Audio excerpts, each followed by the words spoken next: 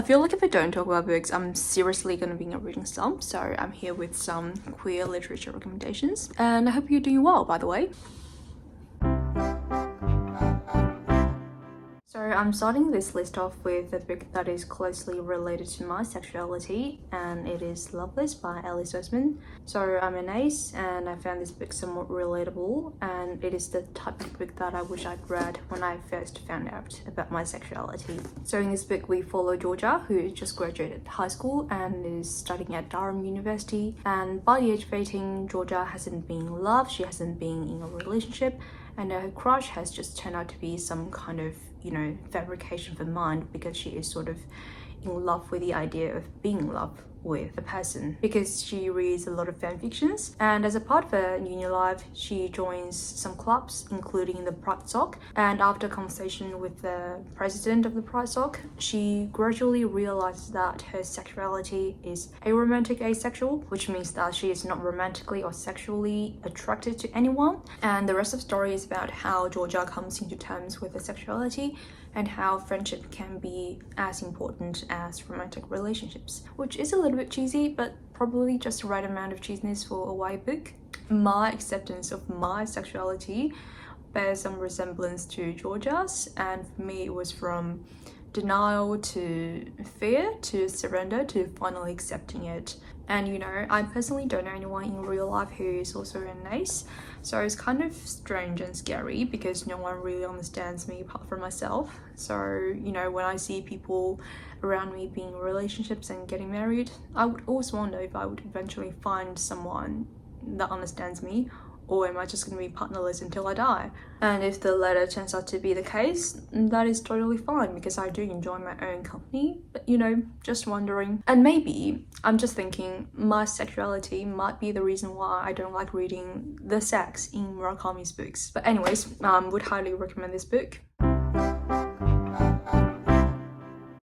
Next, I have Breast and Eggs by Miyako Kawakami, and the protagonist is also an asexual woman, and her name is Natsuko. Natsuko is close to the age of 30 in the first part of the story, and then in the second part, she is in her late 30s.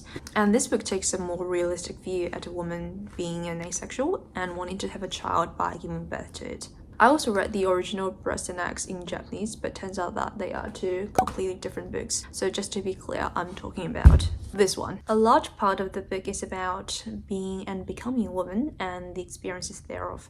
For example, the fear of having your first period, insecurities about your body, feelings towards sex, giving birth, and those mundane and repressed life of housewives. There's not a lot going on plot-wise, but Kawakami opens up the vast interior world of the protagonist and her conversations with other women on things like being a single mother, seeking a semen donor, and whether or not it is ethical to bring a child into this world. And she does a brilliant job in portraying those nuanced opinions, especially those of working class women in Japan and their response to the societal expectations imposed upon them. I also want to say this is a really brilliantly outspoken book because Japan is a country where traditional gender roles still prevail. And if you look at the global gender equality ranking of this year, Japan only ranked 125 out of the 124 nations. So I just really appreciate the book and the author, and I really can't wait to read her new book. The next book is also by a Japanese author, and it is Confessions of a Mask by Mishima Yukio. Where should I start? So it is very autobiographical. It is a book of radical honesty, and it was only published when Mishima was 24. In this book, Mishima looked back in a very impersonal and clinical manner at his past 24 years, his sexual desires, his homosexuality, his bloodlust, his ephebophilia, his fondness for sadism, and the desire for violent death in one's prime. So the first half of the story follows Ko-chan, who is a queer male from birth to young adulthood, as he realizes his sexual desires and his ephebophilia. And the second half is devoted to his abortive and never consummated relationship with a young woman called Sonoko. He tries to fall in love with her, but is tormented by his latent homosexual urges and by the knowledge that his wish to marry her is just a wish to, lead a normatively respectable life. So he's unable to, truly love her. I feel like the book just sets the tone for the rest of Mishima's life.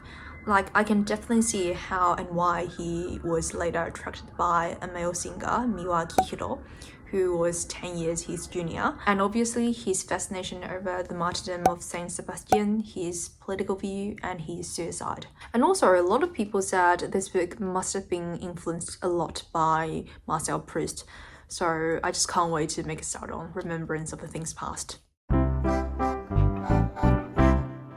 Moving on to Orlando by Virginia Woolf. This book is more or less a fantasy biography of a woman who is Virginia's lover, and her name is Vita Sackville West. Woolf wrote the book in part to flatter and immortalize her friend, so many people consider this book as a love letter to Vita. There's also a lot of pictures and illustrations scattered throughout the book, which are pictures of Vita herself or her ancestors. There's a lot of sexual ambiguity, transvestism, and transsexualism in the story, and we follow Lady/Lord Orlando, who is a noble person, and we first encounter him/her as a young man in the 16th century, follow through the courts of Elizabeth I and Charles II to ambassadorship in Turkey, where he becomes a she, and meet again as a literary lady aristocrat in the 18th and 19th century England. I think this book is really modern in the sense that it shows the fluidity of gender and the mutability of one's sexuality. And there's a line in the book that says, "Different though the sexes are, they intermix." It just doesn't read like a book that was published in 1928. I really enjoy the book. It is full of spontaneity, a lot of pondering on the meaning of life and death, and I'm getting a lot of cottagecore vibes. So, I mean, if you want to devour a book in one day, this would be a pretty good choice. And by the way, if you're interested in the relationship between Vita and Virginia, I would recommend the love letters, and it's mostly the letters from 1923, which is the year they first met, to 1941, and that was the year when Virginia drowned herself. This collection is obviously not a complete compendium of their correspondence, but focuses on a more gratifying exchange of letters, and it also includes the diary entries of both women, as well as the letters from Vita to her husband Harold. And I think this kind of shifting point of view would give you a full picture of their relationship. And because I was talking about Virginia Woolf, and she was one of the members of the Bloomsbury Group, which is a group of associated English writers, philosophers, and artists in the 20th century, and the group had long been radical in its rejection of sexual taboos. So the next book I'm talking about is Maurice by Ian Forster, and Forster also belonged to the Bloomsbury Group. I'd like to start with some background because I think we'd appreciate the book more after knowing this. So the author himself was homosexual and was open about it to his close friends. He never married but had a number of male lovers. And this book was published posthumously in 1971, just a year after Forster's death, and the reason being that Forster deemed it unpublishable because homosexuality was illegal in England till 1967. So he made arrangements to have it published after his death, which was in the year of 1970, and he died at the age of 91. Just think about it. It was only till the age of 88 that his sexuality was accepted by his home country. And there's a character in the book that says, "England has always been disinclined to accept human nature." And there's another character that says, "I'm unspeakable of the Oscar Wilde sort." I just can't imagine the pain Forster had been through when confronting his sexuality. The story focuses on three men, Maurice, Clive, and Alec, and because the plot is really simple, so I don't want to spoil anything here, but I do want to make a comment on the ending.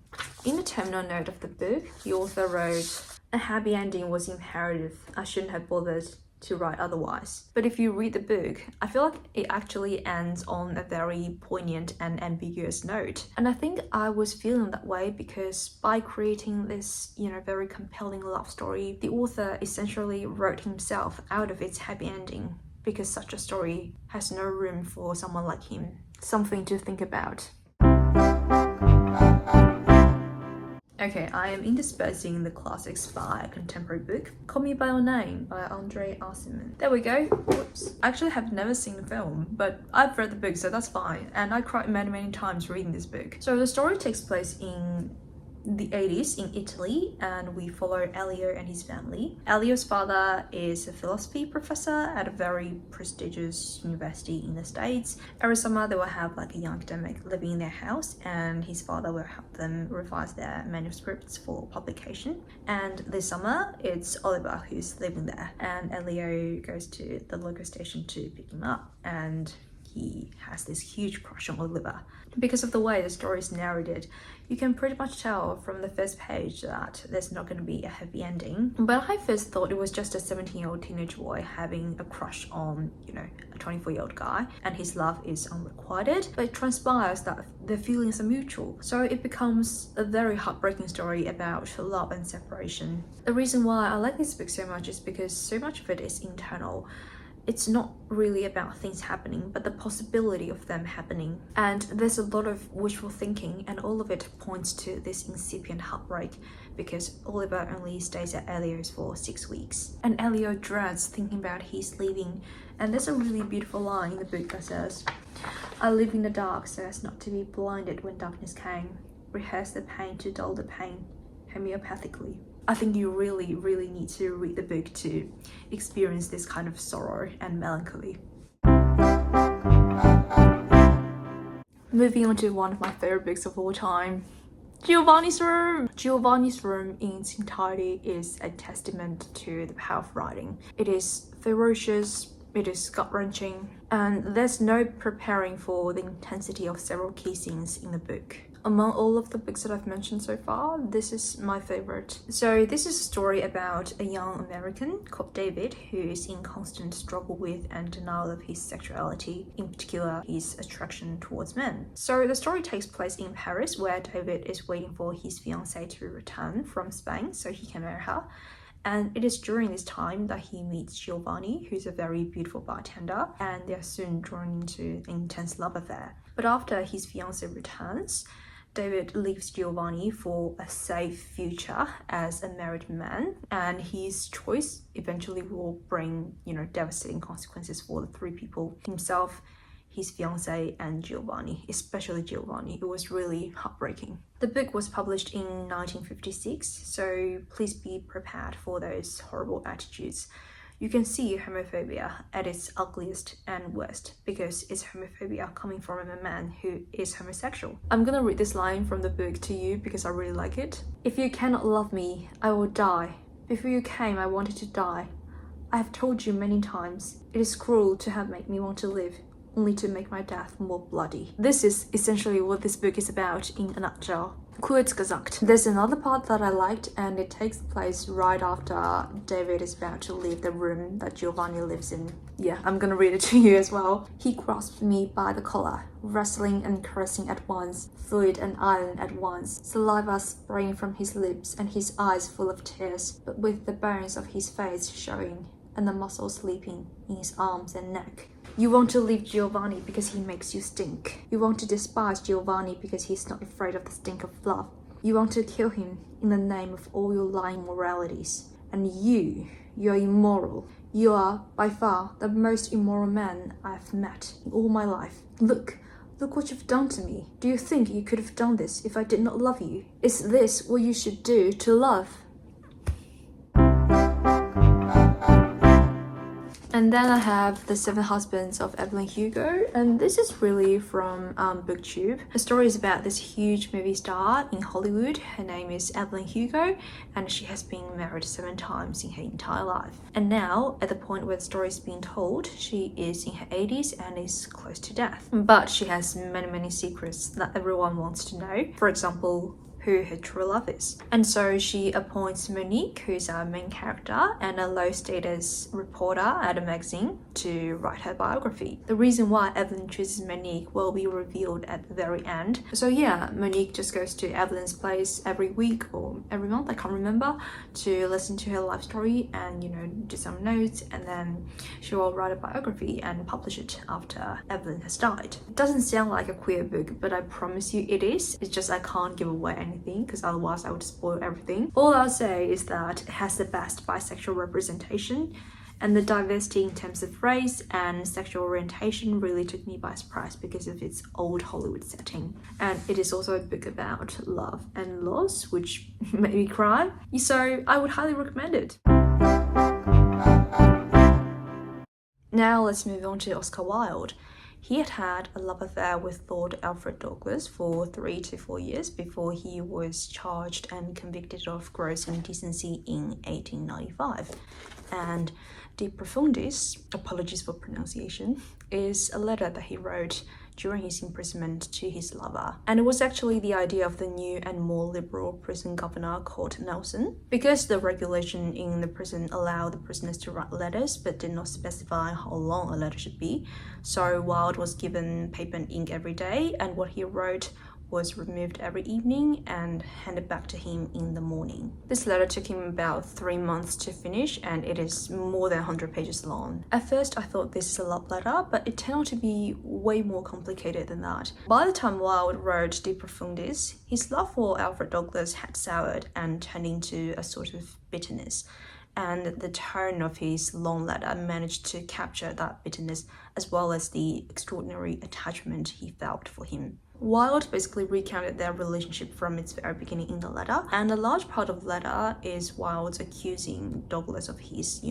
constant scene-making, of his vanity and shallowness, of distracting him from his art, and of degrading him ethically. Wilde was basically saying, "It was because of you that I ended up in prison," and he wrote, "Of course I should have got rid of you." Obviously, the letter can't be read for its accurate account of their relationship, nor taken at its word. While some of the accusations are true, others are pretty petty and foolish. But it's still a beautiful and fascinating letter to read because Wilde wrote long and highly wrought sentences and used a lot of Latinated diction.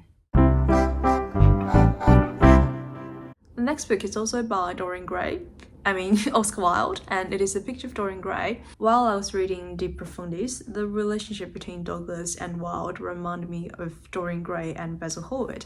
The story is basically about a young man called Dorian Gray, who is the quintessence of youthful beauty. He sees the painting of himself by the painter Basil. While he is impressed by it, he also gets upset and is jealous of his own painting because that painting can have the youthful look of his forever, whereas he must age. And so he cries, "Oh, I wish it were the other way around, if it were the painting to age for him, and if he were the one to be always young, then he could give anything for that. He could give his soul for that." And that's exactly what ends up happening. And he becomes this really evil guy because he's able to get away with a lot of terrible things because of how innocent he looks. Meanwhile, his painting gets more and more ugly and bloodstained, and he's snaring in that painting. So there's some homosexual subtext in the story, as well as some repressed homosexual desires, especially at the beginning. And I would recommend you to get your hands on the uncensored picture of Dorian Gray because the original publisher deemed some content a bit vulgar and deleted those.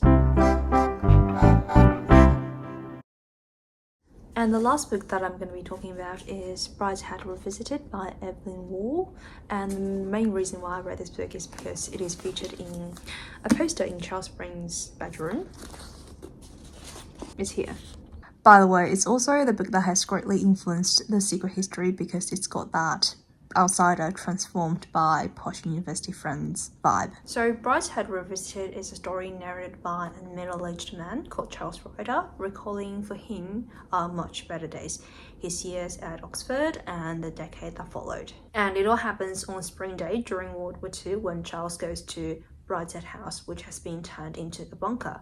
And as he looks at the house, all his past memories flood back to him. I used to be a tarot reader, and this entire story reminds me of this tarot card called Six of Cups because although his recollections are laced with bitter melancholy of nostalgia, the act of remembering is ultimately a positive one, and he is enlightened by the process. Sebastian Flight is a really fascinating character, and he is one of the residents of the Brideshead house and who fascinates and charms Charles at Oxford because he is not only handsome but also carries a teddy bear with him all the time, and it's got a name, Aloysius. And I think Aloysius is there to, you know, symbolize Sebastian's coping mechanism of adult responsibility, which is to escape. And Sebastian is also a central role in depicting the exploration of homosexuality. He and Charles' relationship blossoms and intensifies at Oxford University, but their grappling with their sexual identity is challenging because it's in the 20s in England and they live in a society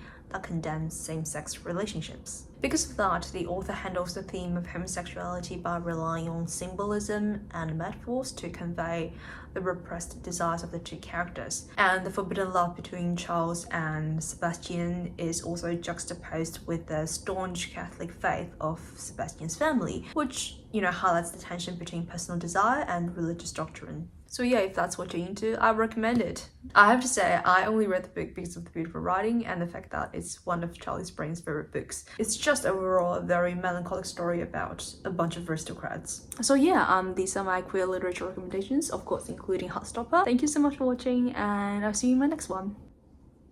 心臓を捧げよう